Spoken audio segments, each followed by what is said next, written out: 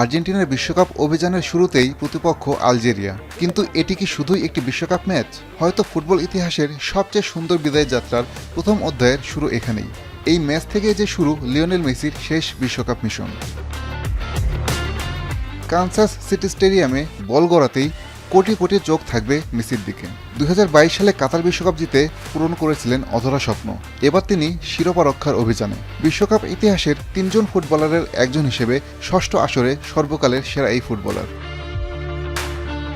2006 সালে প্রথমবার বিশ্বমঞ্চে নামা, এরপর হার, হতাশা, সমালোচনা, ব্যস্ততার পাহাড়। কি পেরোতে হয়নি মেসিকে। সব বাধা জয় করে কাতারে বিশ্বজয়ের হাসি হেসেছিলেন তিনি। এখন আর নিজেকে প্রমাণের কিছু নেই, তবুও মেসি আছেন, কারণ প্রতিযোগিতা তার রক্তে। গ্রুপ পর্বে 3টি ম্যাচ খেলবে আর্জেন্টিনা। আলজেরিয়ার পর অপেক্ষায় অস্ট্রিয়া ও জর্ডান। ফল যাই হোক, এই বিশ্বকাপের প্রতিটি ম্যাচ এখন স্মৃতির অংশ। মেসির প্রতিটি স্পর্শ, পাস, গোল, উদযাপন সবকিছুই যেন এক একটি বিদায়ের ফ্রেম। আর্জেন্টিনা মাঠে নামার সাথে সাথে ফুটবলের এক সোনালী অধ্যায়েরও যেন শেষ যাত্রা। বিশ্বকাপ শেষে হয়তো মেসির পাশে থাকবে সোনালী ট্রফি, হয়তো থাকবে না, কিন্তু আসল শেষে যখন তিনি বিদায় বলবেন, তখন শুধু আর্জেন্টিনা নয়, কাঁদবে পুরো ফুটবল বিশ্ব।